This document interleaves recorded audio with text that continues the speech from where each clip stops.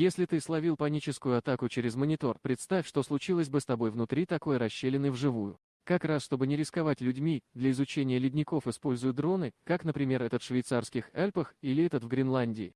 Смотрим не просто на морскую прогулку, а на официальный рекорд. Ребята прошли на однокорпусной яхте 1074 километра за сутки при скорости ветра более 15 километров в час. Это вулкан Фуэго в Гватемале, один из самых активных в мире, и он, кажется, нас заметил. Но на этот раз все обошлось предупредительным выстрелом. Это лавовое озеро вулкана Эртали в Эфиопии, и даже дрон не рискует приближаться к нему вплотную, чего, конечно, не скажешь о бесстрашных туристах.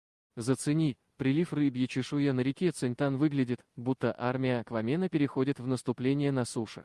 Когда вспоминаешь про его вес в 30 тонн, этот прыжок становится еще эпичнее. Коротко об интенсивности осадков на сегодня. Правила в этой игре просты: кто первый разожмет пальцы, тот и проиграл. Больше похоже на фильм про природный апокалипсис, чем на настоящие кадры. Однако вот такое облако реально накрыло один городок в Бразилии совсем недавно. Если оно вдруг кажется тебе безобидным, взгляни на это торнадо в Техасе. Ну а вообще для северных оленей это не способ подчинить твое сознание, а механизм защиты от хищников. В центре такого круга стадо прячет самых слабых и беззащитных сородичей, и прорваться к нему у хищника практически нет шансов. Пополняем твой список райских местечек на земле. В Джеймстауне, на острове Святой Елены, меньше 1000 жителей. При этом у города богатейшая история, а виды здесь просто фантастические. А сейчас погружаемся прямиком в адронный коллайдер. К сожалению, разгонять до колоссветных скоростей нас не будут. Просто посмотрим, как выглядит изнутри одно из самых невероятных устройств на планете. Перед тобой Tesla Megapack, резервное хранилище энергии, работающее на основе солнечных панелей и обеспечивающее теплом и светом тысячи домов в округе. Подобные системы активно устанавливаются компаниями по всему миру. Все-таки ребята из SpaceX творят чудеса. Сложно поверить, что это не обратная перемотка и что расчеты могут быть настолько точны. Это судно дежурило в Атлантическом океане, чтобы поймать падающий из космоса обтекатель ракеты. Немного освежающих кадров с дрона из штата Монтана. Работы у дорожных служб тут всегда хоть отбавляй.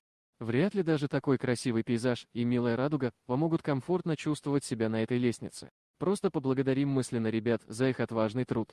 Это озеро Чебаркуль, и мы здесь не просто полюбоваться зимним пейзажем. В 2013-м в водоем попали крупные осколки метеорита, который упал в Челябинской области. В том же году со дна Чебаркуля достали куски космического тела общей массой 654 килограмма, а мощность взрыва во время входа метеорита в атмосферу, по оценкам НАСА, в 20 раз превысила мощность атомной бомбы, сброшенной на Хиросиму. Еще один водоем с сюрпризом, о котором вряд ли бы стало известно, если бы он заботливо не обнажил дно. Этот мегалитический памятник еще называют испанским Стоунхенджем. Высота некоторых камней здесь достигает 180 сантиметров, а возраст примерно 6-7 тысяч лет.